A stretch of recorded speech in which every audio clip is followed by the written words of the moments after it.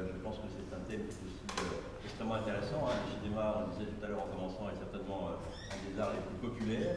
On voit qu'il y a encore trop d'exclus au niveau de l'accès au cinéma. Et donc, ça va être très intéressant de vous entendre sur ce sujet. Je ne sais pas qui de vous commence. Je vais démarrer, effectivement. Bonjour à toutes et à tous. Yann de la Fouchardière, je suis responsable de l'activation de la marque à la Matmut. Alors effectivement, vous le disiez, je crois en introduction, vous citiez uniquement 2 tiers des Français qui ont accès au cinéma. Et effectivement, parmi le tiers qui n'y a pas accès, je pense qu'on peut dénombrer les 8,7 millions de personnes qui sont atteintes d'un handicap sensoriel, 2 millions de personnes qui sont, parmi ces 8,7 millions, qui sont atteints qui sont malvoyants ou non-voyants, et pour qui accéder au cinéma est une problématique évidemment essentielle.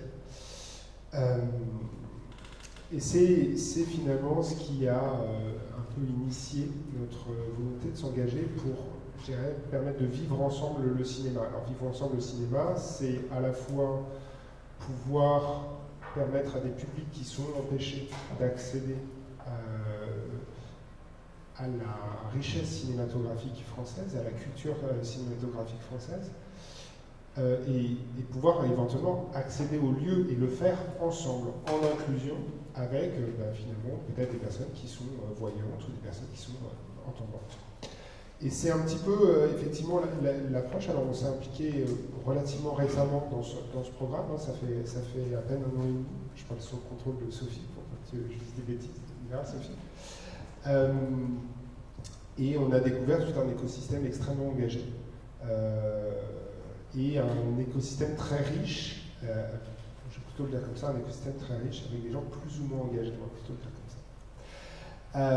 Alors ça passe évidemment, les acteurs qui sont essentiels dans cet écosystème, c'est autant les diffuseurs que les exploitants de salles, c'est autant les associations de publics fragilisés que les associations qui s'engagent pour mettre en œuvre des sous-titrages ou des audiodescriptions de qualité. Ça, je laisserai peut-être le soin à Marie nous expliquer peut-être l'importance de la qualité de l'audiodescription, et peut-être Camou pour en témoigner aussi encore mieux. Et puis un certain nombre d'événements qui permettent de faire rayonner tout ça. Alors nous, notre volonté là-dedans, c'est d'accompagner ce mouvement, d'essayer de créer du lien, de faire connaître les différents enjeux rencontrés, parce qu'il y en a plusieurs, comme je l'évoquais, hein, la qualité de la proposition culturelle qui est proposée donc à des malentendants ou à des malvoyants, et en l'occurrence on va parler plutôt de malvoyants aujourd'hui. Mais finalement, il y a cette notion de qualitatif, parce que pour pouvoir partager, avoir un socle commun, un socle culturel commun dans le cinéma, il faut pouvoir réussir à traduire la qualité de l'œuvre en audio-description. Ça, c'est pas forcément évident. Et puis ensuite, il faut pouvoir le vivre tous ensemble, ce que j'évoquais tout à l'heure.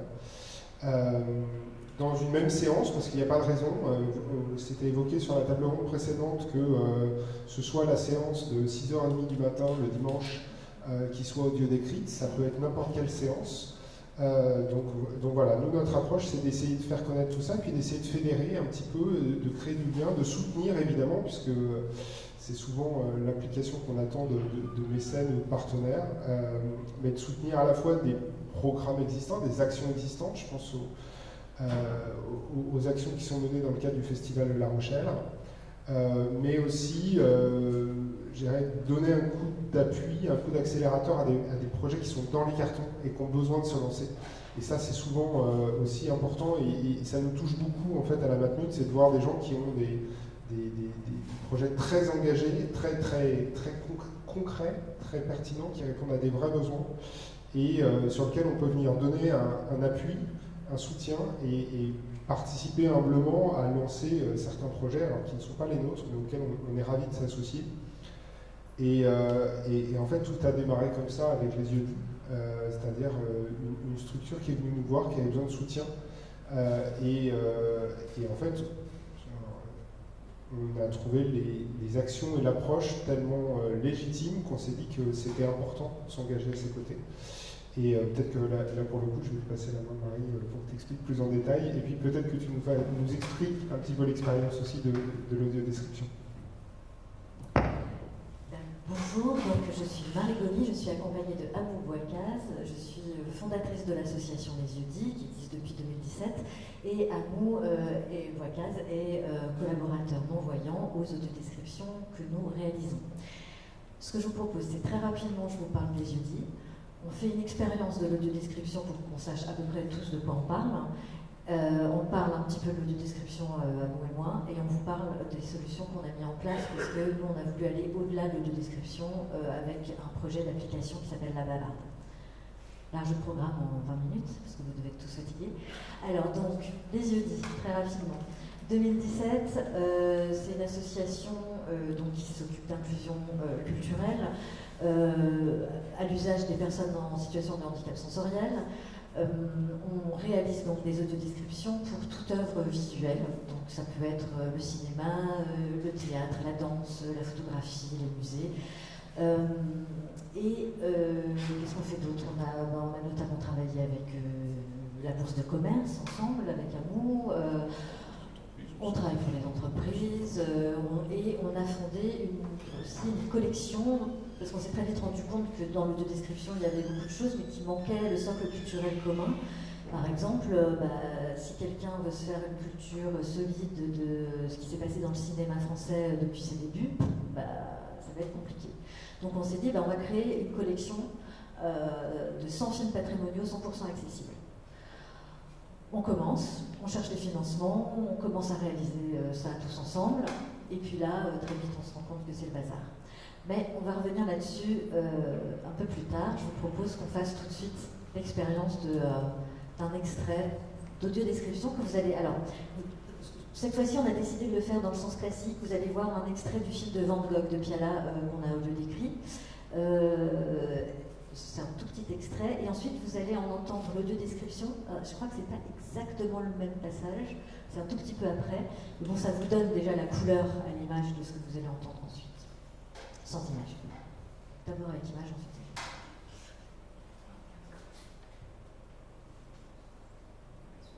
Il n'y a pas de son. Ah, dommage. Donc là, si vous êtes aveugle, c'est mauvais. Je vois tout à fait de quoi il s'agit. Ok. Ça va être difficile de faire l'audiodescription sans le son. Commencez du début peut-être. Pas du début, non?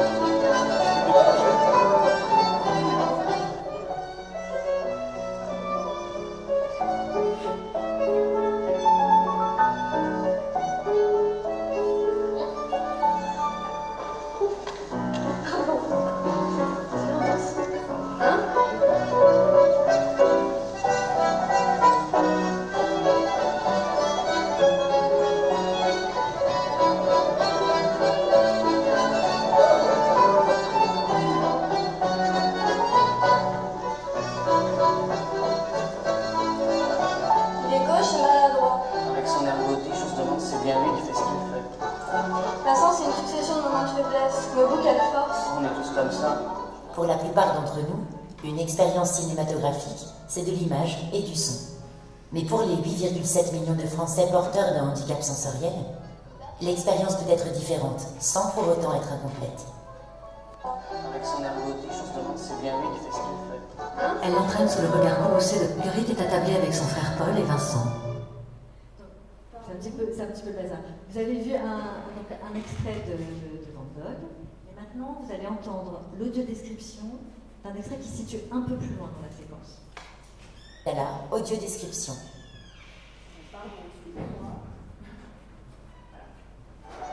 Marguerite est attablée avec son frère Paul et Vincent. Un garçon leur sert 2 verres de vin blanc. Vincent prend de l'eau. Une femme en rouge fait la roue et atterrit sur les genoux de Vincent. C'est Cathy. Elle l'entraîne sous le regard courroucé de Marguerite. La foule danse sur l'herbe dans une lumière dorée parsemée de taches de soleil qui passent à travers les feuillages des arbres. Vincent et Cathy progressent l'un contre l'autre à petits pas sautillants. Il est gauche et maladroit. Avec son air beauté, je me demande si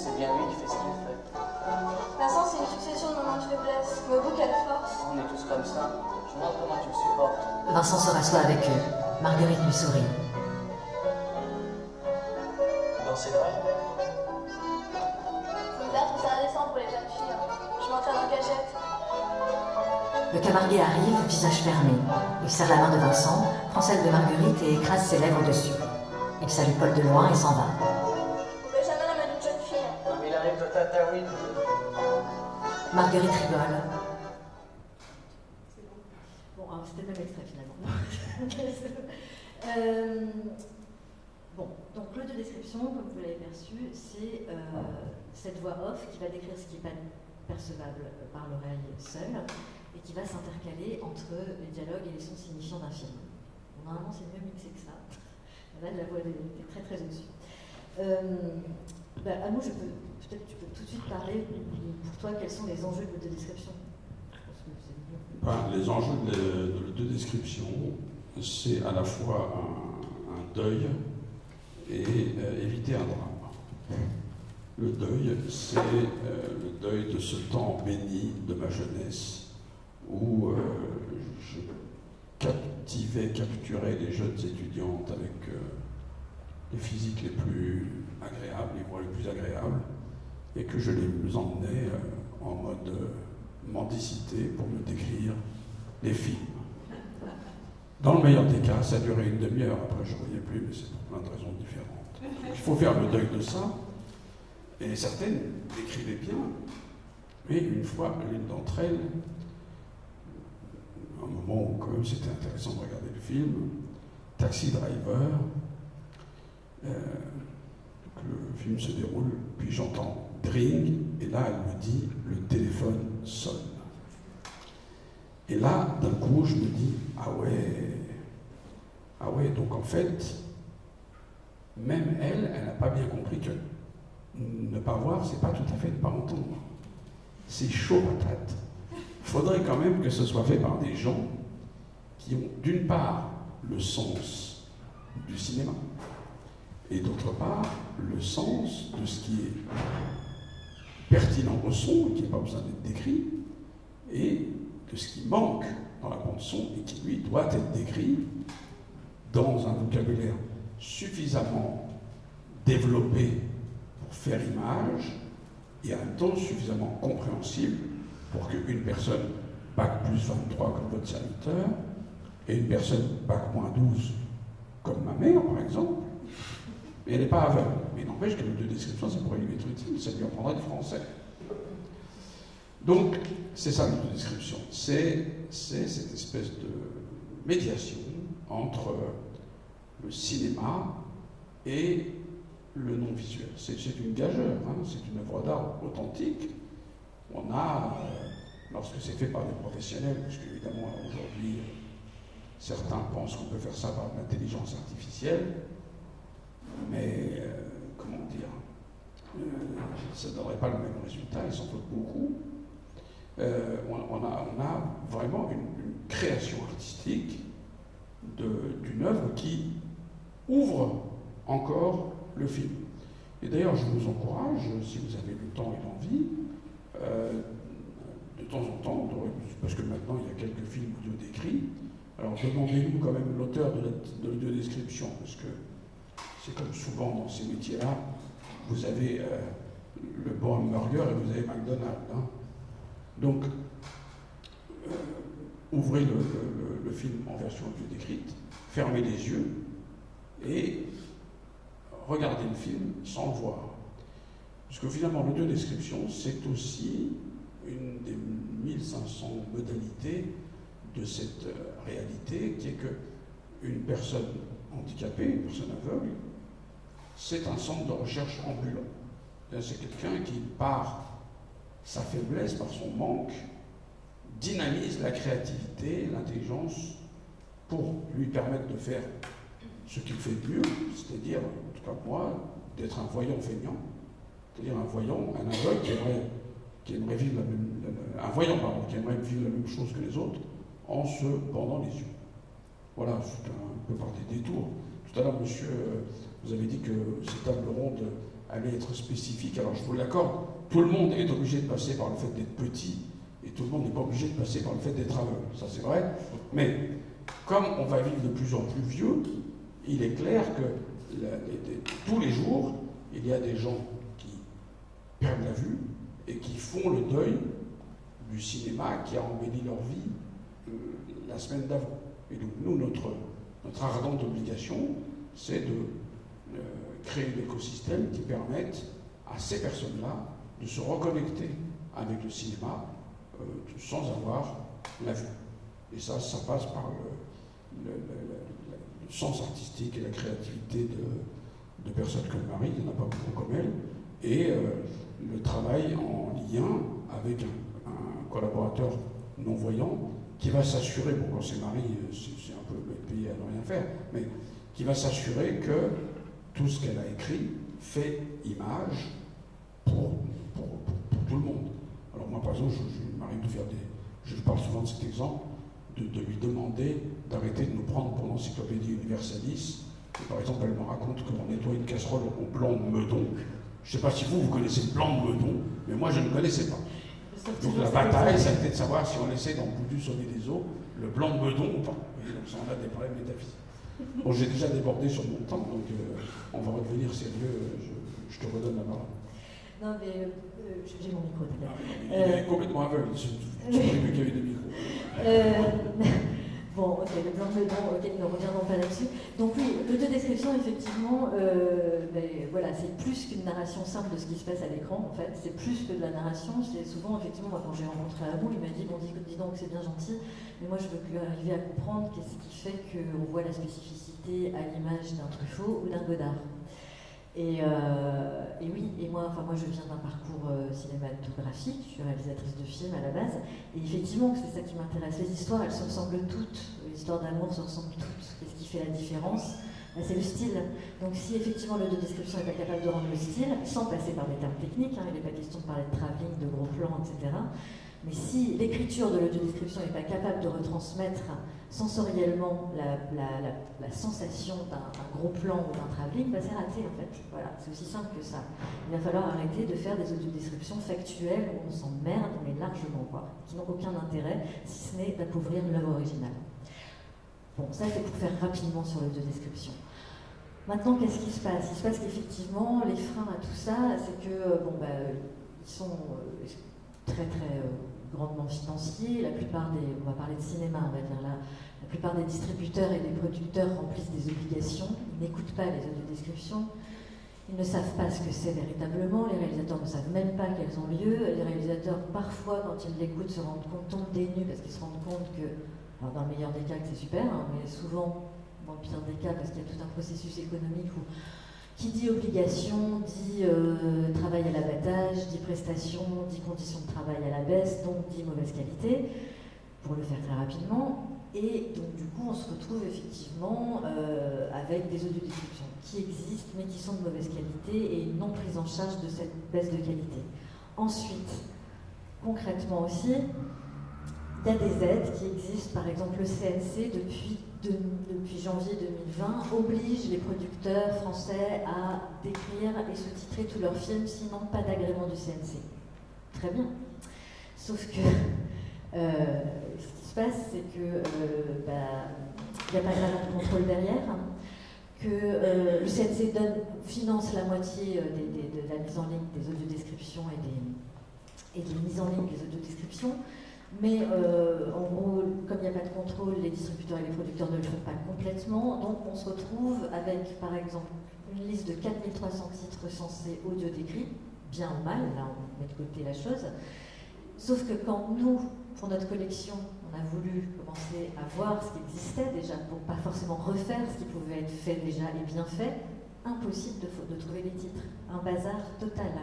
Les labos ont des fichiers obsolètes, les films sont décrits 3 fois, parfois 0, mais on ne sait pas où. Les producteurs ne savent pas où se trouvent les fichiers. Donc on s'est dit, mais il n'y a pas de centralisation, il n'y a pas de référencement. Il y a un système juridique, légal qui se met en place, il y a des obligations, mais la diffusion reste embryonnaire. Donc à quoi ça sert, si on ne sait pas où, s'il n'y a pas de référencement, à quoi ça sert de faire une collection, dans notre cas, si elle reste sur les étagères, ou même si on les met sur des plateformes, ce qu'on a fait, on a voulu mettre cette collection sur la plateforme de la Cinétech, de la médiathèque numérique, qui est la plateforme des bibliothèques, de la plupart des bibliothèques de France. Là, le problème, il était encore autre, c'est que ces plateformes-là ne sont pas accessibles pour les personnes aveugles. C'est-à-dire qu'elles vont sur la plateforme et puis elles sont perdues, elles ne savent pas où sont les titres. Donc, on s'est retrouvé à tirer comme ça une espèce de fil avec un paquet de nœuds, et on s'est dit, non, c'est pas possible, on ne peut pas continuer comme ça. Donc, on a eu l'idée, et c'est là où, notamment, on a contacté la Matmut, de se dire, il faut qu'on crée cette pierre angulaire qui manque, enfin cet outil qui manque, qui serait donc une application qui permette l'autonomie totale des personnes en situation de handicap visuel et qui en fait les émancipe des diffuseurs et des distributeurs. Ils sont plus dépendants du fait qu'on choisisse de mettre les audiodescriptions sur les DVD ou qu'on les diffuse en salle le jeudi soir à 20h ou à 16h. Qu'ils arrivent eux-mêmes avec leur solution dans leur poche. Et donc on est en train de développer cette application qui va sortir là, on espère d'ici la rentrée, et qui permettra aux gens, avec leur téléphone, le micro du téléphone reconnaît le son du film et synchronise directement les audiodescriptions qui seront stockées dans un catalogue. Voilà. Donc là, on est au développement de l'application. On est très content de ce qu'on fait. On la teste avec des personnes non-voyantes. On essaye de faire en sorte qu'elle soit le plus fluide possible. Mais après, on peut avoir le faucon millénium de l'application. L'étape suivante, ça va effectivement ensuite de convaincre les détenteurs de droits, les diffuseurs et les distributeurs de centraliser leur fichier audio décrit à cet endroit. Donc ça va être la deuxième étape. Et comme on disait tout à l'heure, oui, les freins, c'est quoi? C'est effectivement les politiques... Qu'est-ce qu'on a dit? J'ai un truc parce que j'ai le cerveau qui est un peu fondu avec la chaleur. Les politiques publiques, merci, c'était le terme qui me manquait, qui à un moment donné doivent prendre le relais de ça. C'est-à-dire qu'effectivement le CAC doit mettre en place des contrôles, les ministères de la Culture doivent faire en sorte qu'il y ait des labels qualité, pas uniquement les Marius de l'audiodescription dont peut-être certains d'entre vous ont entendu parler, qui sont formidables, en soi c'est une super vitrine, mais enfin, puisque ce ne sont que la sélection des films nommés au César qui ont une audiodescription, et seulement les fictions, ça veut dire qu'on va avoir 5 films. Ça se trouve, ça va être 5 films avec une très mauvaise audiodescription, mais il faudra quand même choisir la meilleure parmi les 5. Donc bon, ça devient un prix du public, c'est pas un label qualité d'audiodescription. Bref, il y a plein de choses comme ça qui doivent être en fait à un moment donné prises en charge par d'autres institutions que nous, parce que nous on est une toute petite assoce, on est 2 chargés de projet, 5 descripteurs, 3 sous-titreurs et 4 référents en situation de handicap visuel. La charge est lourde, à un moment donné, on ne peut pas continuer seul de cette manière. Voilà, donc c'est un peu le tableau de là où on en est actuellement. Je ne sais pas si Yannou, tu as envie de rajouter quelque chose. Ce que je pense, c'est que c'est comme toujours en fait dans ces histoires-là, c'est que la France a des valeurs, elle a un message qu'elle adresse au monde, qui est le message de l'universalisme. Et l'universalisme d'il y a un siècle, il y a 5 siècles, c'était de créer le Collège de France. L'universalisme d'il y a 300 ans, c'était de dire les handicapés sont des citoyens, ils peuvent sortir de l'ignorance, alors on va créer des écoles pour leur enseigner. L'universalisme de la Troisième République, c'était de faire l'école. L'universalisme d'aujourd'hui, c'est d'étendre le domaine de la norme et de rendre finalement accessible à tout un chacun, par les modalités qui lui sont propres, l'ensemble de la production artistique et au-delà. Et c'est un défi qui touche au fondement de la République. Les Suisses disent dans la Constitution qu'on reconnaît le niveau de civilisation à la manière dont ils traitent le plus fragile d'entre ses membres. Eh bien, l'enjeu, c'est ni plus ni moins que celui-là. Et je ne suis pas étonné qu'une mutuelle comme la Matmut, qui est une mutuelle qui a le sens de ce que c'est que l'engagement, nous accompagne dans cette aventure. Je suis très heureux d'être dans ce lieu parce que j'ai été un des conseillers du maire de Paris à l'époque où il était en état de préfiguration et où tout le monde se disait on va se planter, on ne va jamais réussir à en faire quelque chose. Et je vois que, comme toujours, quand on fait confiance à l'audace, quand on fait confiance à l'intelligence collective, eh ben, ça fonctionne. Le 2 description, c'est un peu d'audace, un peu d'intelligence collective et un peu de sous. Merci beaucoup.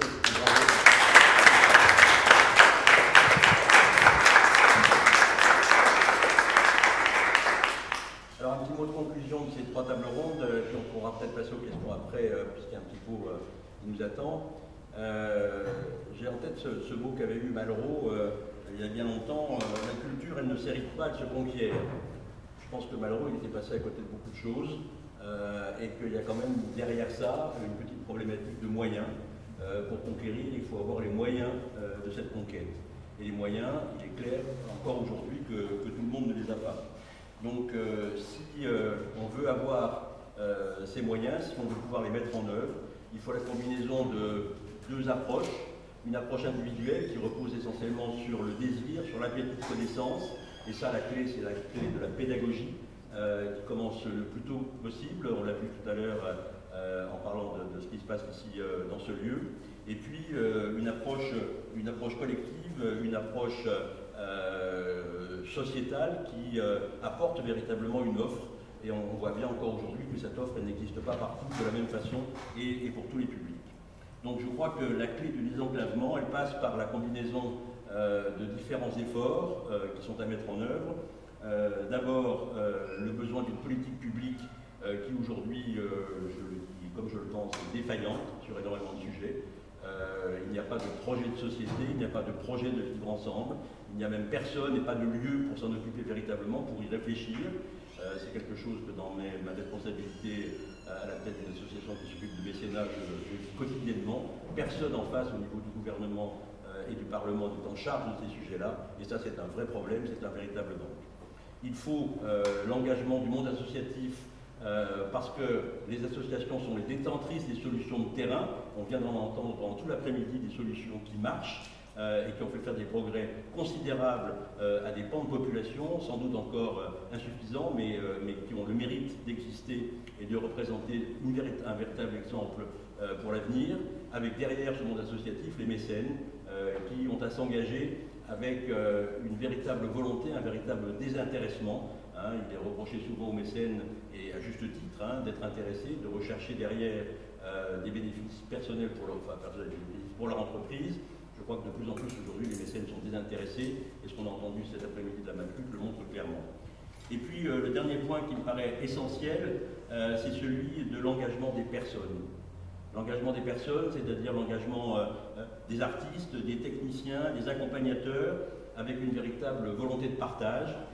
Là, on a parlé d'expériences de recherche d'inclusion qui ont été menées par des associations, par des entreprises.